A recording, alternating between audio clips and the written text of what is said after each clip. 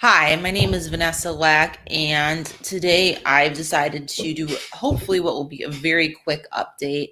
I had said before when I was doing what become like the VA news channel without intending to, that I was going to, in my coverage of the U.S. Department of Veterans Affairs, be, what I believe to be very fair and not try to be just a Debbie Downer, essentially, so to speak, of there's so much bad news in the world. The news media does a great job of bringing the bad news and of dwelling on the bad news and of talking about the bad news. And I want to be, fair and, even things out and stuff when I talk about things. So I want to make sure, even though today wasn't it was a different kind of day, to go ahead and point out some good things as well. As all the bad things I point out all the time. Let's be honest here. Okay.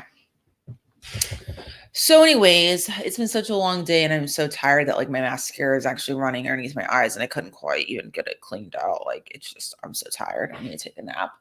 Okay. So moving on. I talked to multiple VA managers today. I think at least two. One of them called me to follow up about one of my many complaints about different things. Very nice manager. Um, very informative, very seemingly good person. And then another manager I had to get a hold of. It's a long story.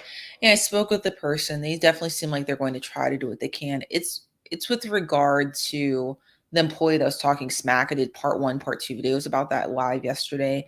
It's everywhere. Anyway, so because of the civil service system at the U.S. Department of Veterans Affairs, if you're going to do what you're supposed to do and follow the rules, then it's really hard to terminate the employment of people who should really be fired. That's just what I've seen in practice. Some may disagree with me, but that's what I've seen. And so, I really think that it's really impossible to basically address bad employees and issues with bad employees at the U.S. Department of Veterans Affairs or any of these agencies where there's a civil service system in place. Instead, they could just stay, they can do a bad job, they can treat people badly, and then, 30 years later, they get to retire or whatever. So anyways, some may disagree. And granted, if you have some really highly motivated manager that loves paperwork, then sure, and you might be able to get something done. But most people just don't want to do that much paperwork, and who can blame them? So, anyways, let's see what else happened. I got a hold of another communicate with Congress member of Congress office, basically did some congressional lobbying today about the pharmacy thing that I keep talking about, which is, let's see, BHA Pharmacy Handbook 1108.05, page 19, paragraph K. Anyways, I keep referring to that. And so it's basically the basis that has been used as a foundation to stand on for Veterans Affairs Management as a national policy to block pharmacy access to veterans that are eligible from receiving anything through the pharmacy if they are not basically blessed off on by a VA employee prescriber and VA community network insurance network prescriber, one or the other. Okay.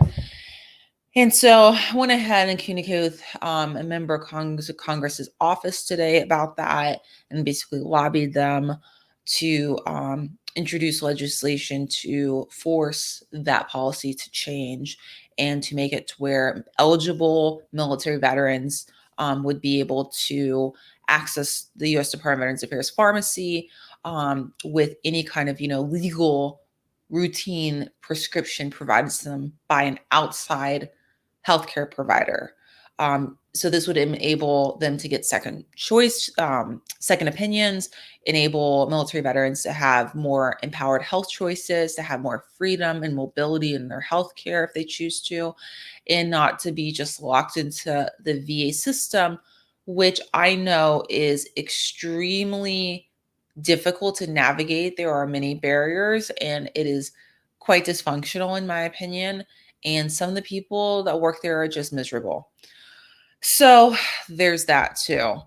So I did that today. What else happened? Other updates about the VA.